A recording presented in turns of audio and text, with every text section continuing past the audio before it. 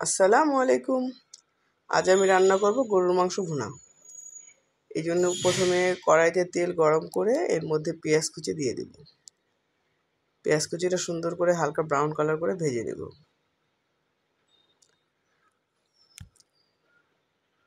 পেঁয়াজটা ভাজা হয়ে গেলে এর মধ্যে কিছু গরম মশলা আমি অ্যাড করব। এর মধ্যে কিছু তেজপাতা, কিছু এলাচ, দারচিনি আর কয়েকটা লবঙ্গ দিয়ে দিব। এগুলো যখন ফ্লেভার ছড়াতে শুরু করবে তখন একে একে আমি সব মশলাগুলো এখানে দিয়ে দিব। প্রথমে দিয়ে দিব ধনিয়া গুঁড়া, জিরা গুঁড়া, এরপরে হলুদ গুঁড়া,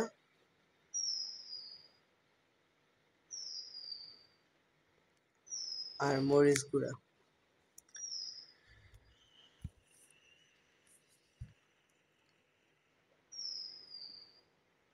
আর আদা রসুনের পেস্ট।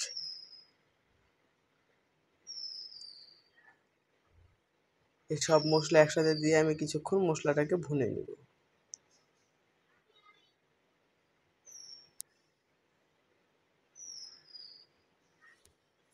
মশলাটাকে ভুনে মশলার কাঁচা গন্ধ যখন চলে যাবে এর মধ্যে আমি দিয়ে দিব হলো আগে থেকে ধুয়ে পরিষ্কার করে রাখা গরুর মাংসগুলো। গরুর মাংসগুলো দিয়ে আমি এখন মশলার সাথে সুন্দর করে একটু নেড়ে চেড়ে মিশিয়ে নেব। এই কাজটা একটু সময় নিয়ে করব, তাহলে মশলাটা মাংসের সাথে সুন্দর করে একটু মিশে যায়।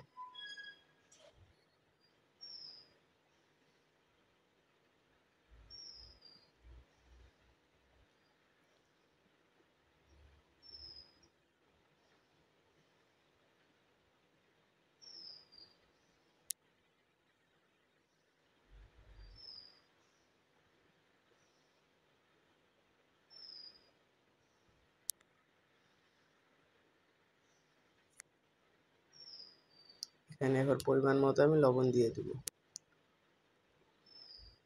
লবণ দিয়ে একটু নেড়ে চেড়ে নেব। ঢাকনা দিয়ে এখন আমি প্রায় 10 থেকে 15 মিনিটের মতো রান্না করব।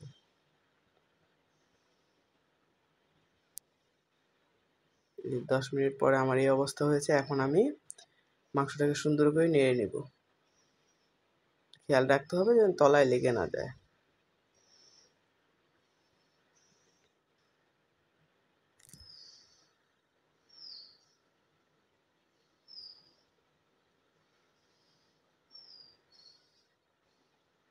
আরও কিছুক্ষণ আমি ঢাকনা দিয়ে রান্না করব।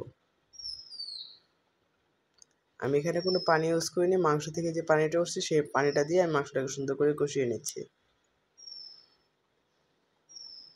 এই পর্যায়ে চুলার জালটা আমার মিডিয়াম চুলোতে রেখে রান্না করতে হবে।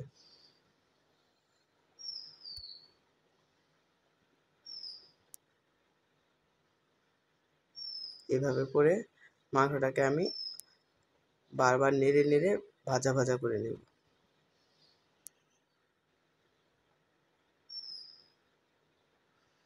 মাংসটা প্রায় হয়ে এসছে, আমার মাংসটা তেল ছাড়তে শুরু করেছে।